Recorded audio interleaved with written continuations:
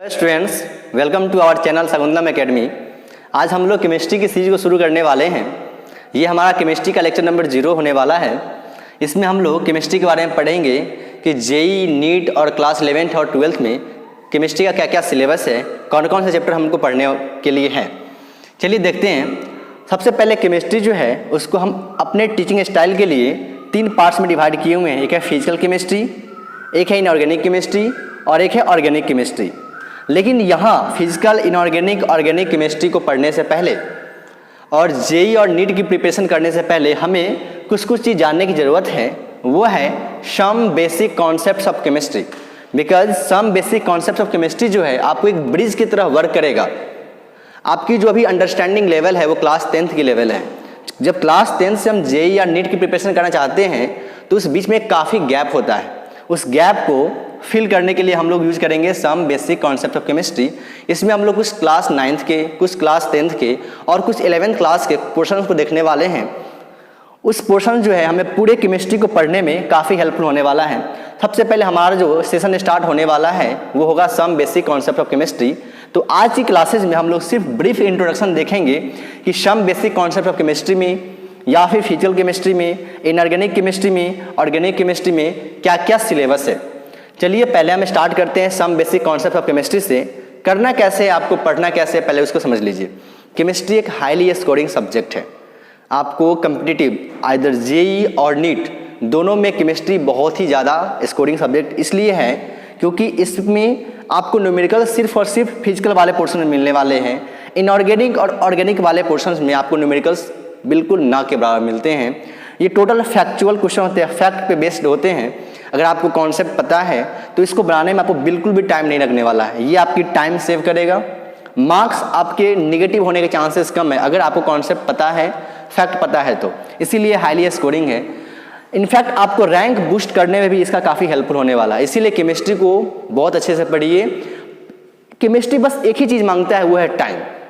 जितना आप इसको टाइम दोगे, जितनी बार इसको रिवाइज करोगे, उतना वो आपका अपना हो जाएगा। और एक बार जब आपका अपना हो जाएगा फिर तो आपको इतना ज़्यादा हेल्पफुल करने वाला है मार्क्स में या फिर रैंक बूस्ट करने में, आप खुद ही देख लोगे रिजल्ट आएगा तो। चलिए सबसे पहले स्टार्ट करेंगे some basic concept of chemistry. Let's start it. Some basic concepts of chemistry के अंदर हम लोग पढ़ने वाले हैं brief introduction of atoms and atomic models.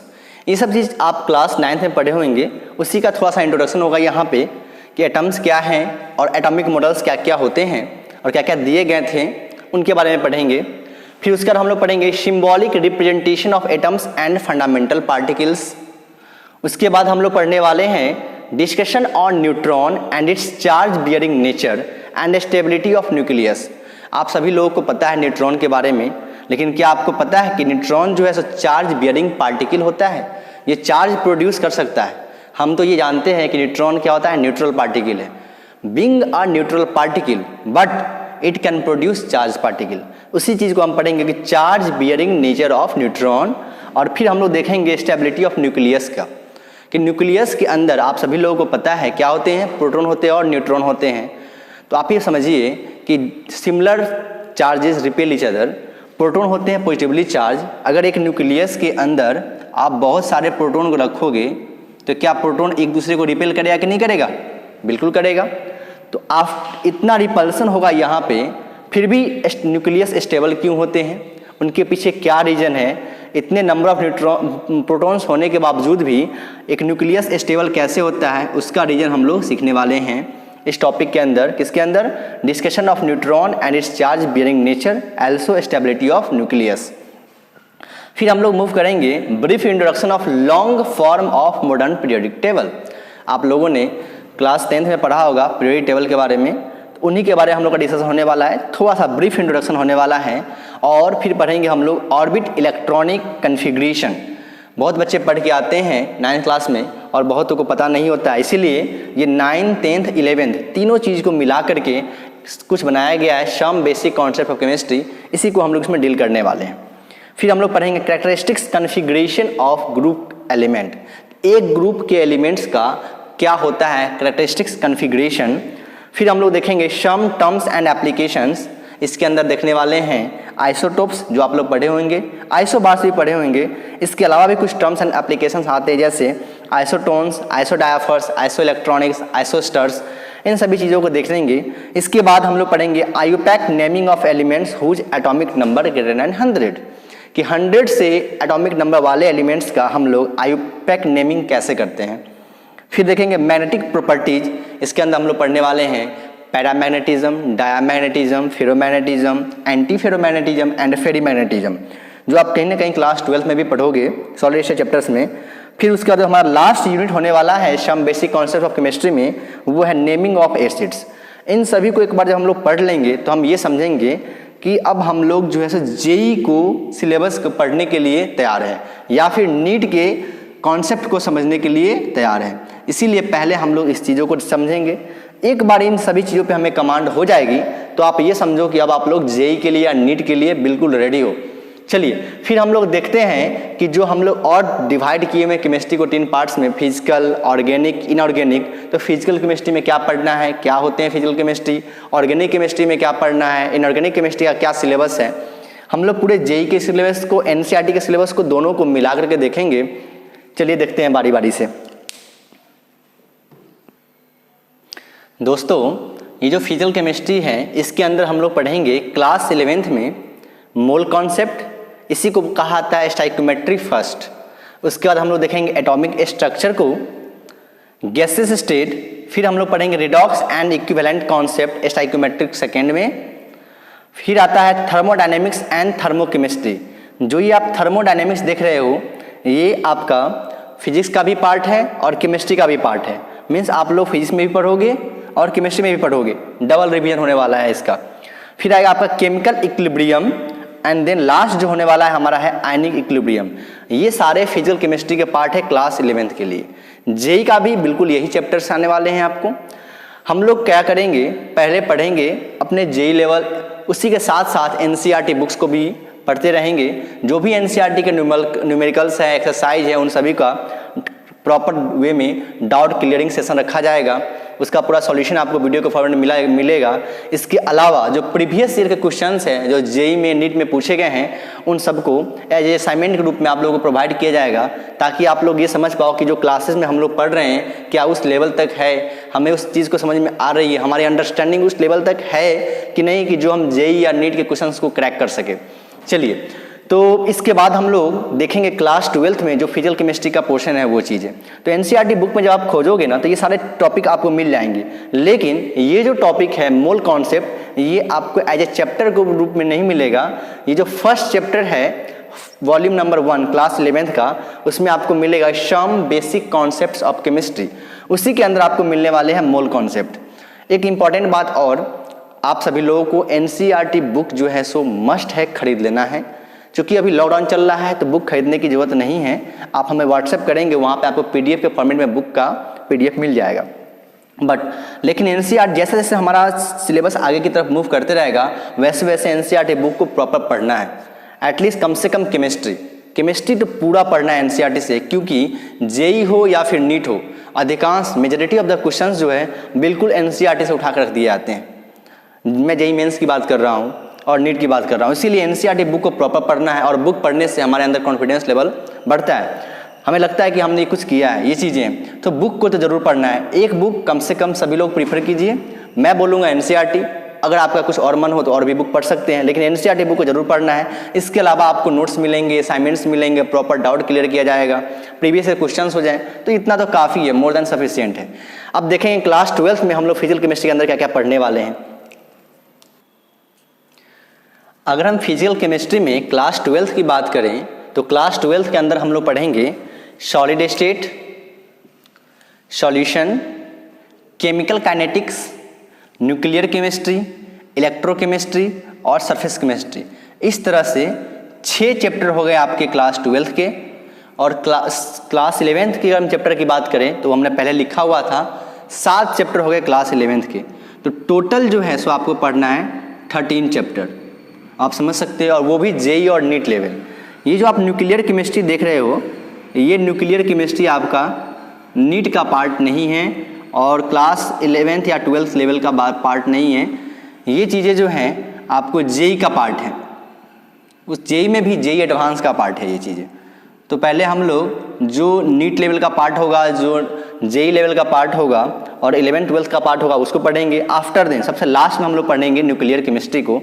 एक न्यूक्लियर केमिस्ट्री भी होता है, एक है न्यूक्लियर फिजिक्स। तो न्यूक्लियर फिजिक्स हम लोग फिजिक्स में पढ़ने वाले हैं और न्यूक्लियर केमिस्ट्री हम लोग केमिस्ट्री में पढ़ने वाले हैं। दोनों में कॉन्सेप्ट आपको बहुत कुछ मिलता जुलता रहेगा, ऑलमोस्ट 80% चीज़ें जो है सो मैच करती रहेगी। इसके बाद हम लोग बढ़ेंगे इनऑर्गेनिक केमिस्ट्री की तरफ। इनऑर्गेनिक केमिस्ट्री हम लोग देखेंगे कि क्लास 11th का क्या पोर्शन है और क्लास 12th का क्या पोर्शन है। उसके बाद धीरे धीरे करके हम लोग बढ़ेंगे आगे ऑर्गेनिक केमिस्ट्री की तरफ। बस एक चीज़ कहना है आप लोगों से, अभी हम जो है सिर्फ आपको चैप्टर्स के नाम बता रहे हैं कि कौन कौन से चैप्टर्स पढ़ने हैं। आपको करना ये है कि जो भी आप अपना कॉपी बनाइए, नोट्स बनाइए, तो पहले इन सभी चीज़ों को, सिलेबस को, चैप्टर्स को 2 पेज में समराइज़ कर लीजिए, ताकि आपको पता रहे कि हमने ये चैप्टर कवर कर लिया है, ये पढ़ना है, इतना मुझे पोर्शन अभी बाकी है। इससे क्या होता है ना, एक माइंडसेट बनता है, एक एम बनता है कि हमको इस चीज़ को कवर करना है, ये मेरा पोर्शन बाकी रह गया है, ये हार्ड टॉपिक है, ये ईजी टॉपिक है हमारे लिए। तो इसलिए 2 पेज में जब कॉपी स्टार्ट करोगे तो कॉपी के स्टार्टिंग पेज में सारे चीज़ों को नोट डाउन कर लेंगे, सिलेबस के बारे में, उसके चैप्टर्स के बारे में, कितना टाइम लगने वाला है, हर चीज़ कुछ कुछ नोट्स हो तो वहाँ पे आप लिख सकते हो। चलिए स्टार्ट करते हैं इनऑर्गेनिक केमिस्ट्री के सिलेबस को। इनऑर्गेनिक केमिस्ट्री में हम लोग क्लास 11th और 12th में जो चैप्टर पढ़ने वाले हैं वो चैप्टर्स हैं classification of elements and periodicity in properties. इसको हम लोग पीरियड टेबल के नाम से भी जानते हैं। ये जो हमारा पोर्शन है वो क्लास 11th का पोर्शन है। उसके बाद हम पढ़ेंगे chemical bonding and molecular structure, ये भी क्लास 11th का पोर्शन है। फिर एस ब्लॉक एलिमेंट्स, ये भी क्लास 11th का पोर्शन है। फिर आएगा P block elements. P block elements में कुछ पोर्शन क्लास 11th के हैं और कुछ पोर्शन क्लास 12th के हैं, तो हम लोग क्लास 11th में पढ़ेंगे और फिर उसके आगे का जो चैप्टर्स हैं वो क्लास 12th में कंटिन्यू करने वाले हैं। General principles and processes of isolation of elements, इसी चैप्टर को कहा जाता है मेटलर्जी। इस वाले चैप्टर्स को हम लोग पढ़ेंगे क्लास 12th में। D block and A block elements, ये भी क्लास 12th का पार्ट है। एंड लास्ट जो हमारा टॉपिक होने वाला है इनऑर्गेनिक केमिस्ट्री के अंदर वो है कोऑर्डिनेशन कंपाउंड्स, ये क्लास 12th का पार्ट है। तो इस तरह से अगर हम देखा जाए तो हम कह सकते हैं इतना जो पोर्शन आप देख रहे हो ये बेसिकली क्लास 11th का पोर्शन है, क्लास 11th। और पी ब्लॉक का कुछ पार्ट से लेकर के कोऑर्डिनेशन कंपाउंड्स तक जो है ये क्लास 12th का पोर्शन है। हम लोग जब चैप्टर्स को स्टार्ट करेंगे तो चैप्टर्स का इंट्रोडक्शन, क्या क्या पढ़ना है, टेबल ऑफ कंटेंट, उस सभी चीज़ों को लिखेंगे। आज हम लोग सिर्फ ये देख रहे हैं कि कौन कौन से चैप्टर्स हमें पढ़ना है, ठीक है। अब इनऑर्गेनिक केमिस्ट्री के बाद हम लोग देखेंगे कि ऑर्गेनिक केमिस्ट्री में हमें क्या क्या पढ़ना है। तो समझते हैं ऑर्गेनिक केमिस्ट्री में क्या क्या पढ़ना है हमको।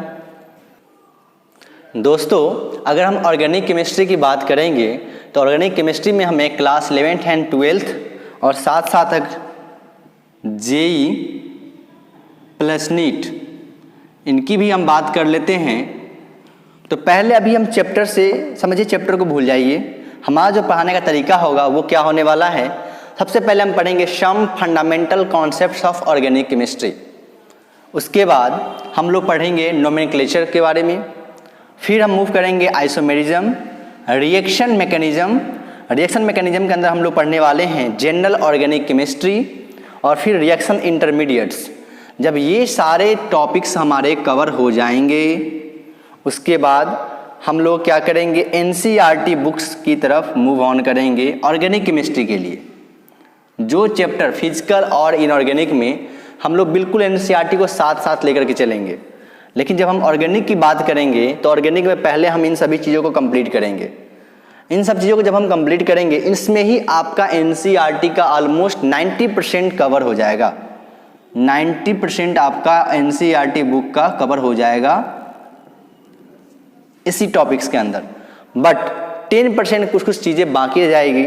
वो चीज़ें हम लोग अलग से एनसीईआरटी बुक्स पढ़ेंगे, हर एक चैप्टर वाइज ऑर्गेनिक केमिस्ट्री का, फिर वहाँ पे कर लेंगे। तो इसके अंदर हो या ना हो उससे मतलब बिल नहीं है, ये सारी चीज़ कंप्लीट हो जाएंगे फिर हम लोग एनसीईआरटी में बिल्कुल हर एक चैप्टर को पढ़ने वाले हैं, ताकि हमारा कुछ भी पोर्शन छूटे ना। हर एक पोर्शन हमारा क्या हो जाएगा, ऑल पोर्शन हम लोग कंप्लीट करने वाले हैं एनसीईआरटी बुक्स का। लेकिन उससे पहले हम लोग ये सब ऑर्गेनिक केमिस्ट्री में पढ़ लेंगे। तो आज की क्लासेज में हम लोगों ने देखा है सिलेबस ऑफ केमिस्ट्री और क्लास 11th में, क्लास 12th में जेई और नीट लेवल के लिए हमें क्या क्या पढ़ना है वो देखा है। चैप्टर्स के नाम देखे हैं, सिर्फ चैप्टर्स का डिटेल हम कुछ भी नहीं देखे हैं, ना ही चैप्टर्स का इंट्रोडक्शन देखे कि किस चैप्टर के अंदर हमें क्या क्या पढ़ना है। लेकिन मैं आज की क्लास में आप लोगों को कुछ होमवर्क देना चाहता हूँ। आप लोगों का होमवर्क ये है कि जो भी चीज़ मैंने यहाँ पे आज समझाया है आप लोगों को, उसको अपने कॉपी में नोट डाउन कीजिए स्टार्टिंग पेज में, फर्स्ट होमवर्क। सेकेंड होमवर्क ये है कि आप लोगों को नेक्स्ट क्लास तक पूरा पीरियड टेबल याद होना चाहिए। क्यों? जब तक आप लेटर्स नहीं सीखते हो, अल्फ़ाबेट्स नहीं सीखते हो, आप वर्ड्स नहीं बना सकते हो। वर्ड्स नहीं बना पाओगे, सेंटेंस नहीं मेक कर पाओगे, और फिर तो आप बोलना दूर की बात है। वही चीज़ें हैं, ये जो पीरियड टेबल होने वाले हैं ना, ये पीरियड टेबल आपका अल्फ़ाबेट्स की तरह काम करेगा। बिना पीरियड टेबल याद किए हुए आप केमिस्ट्री को नहीं सीख सकते हो। इसीलिए सबसे पहले जो फर्स्ट आपकी प्रायोरिटी है वो है कि पूरे पीरियडिक टेबल को याद करना है। याद कैसे करना है? एलिमेंट्स के एटॉमिक वाइज याद करना है। अगर हम एटॉमिक नंबर पूछें तो आप उसका एलिमेंट्स का नाम बता दो। अगर मैं आपसे एलिमेंट पूछूं तो आप उसका एटॉमिक नंबर बता दो। ऐसे भी याद करनी है, पहला तरीका। दूसरा तरीका ये है कि आप ग्रुप वाइज, अगर मैं 1A की बात करूं तो आप बता सको कि हाइड्रोजन, लिथियम, सोडियम, पोटेशियम, रेबिडियम, इस तरह से एलिमेंट्स आते हैं।